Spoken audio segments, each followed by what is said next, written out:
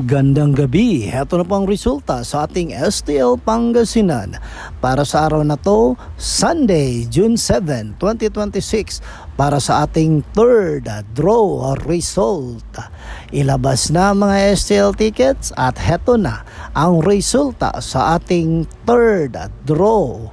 At para naman po sa ating STL Pangasinan third draw result, ang resulta ngayong gabi ay ang numerong ito. Saludo po sa lahat ng nanay naghahanda ng hapunan, lalo't lalong na walang pasok ang mga bata. Kaya mag-enjoy kayo sa pagkain at sana maging malusog kayo palagi. Okay? Mag-enjoy kasama ang pamilya.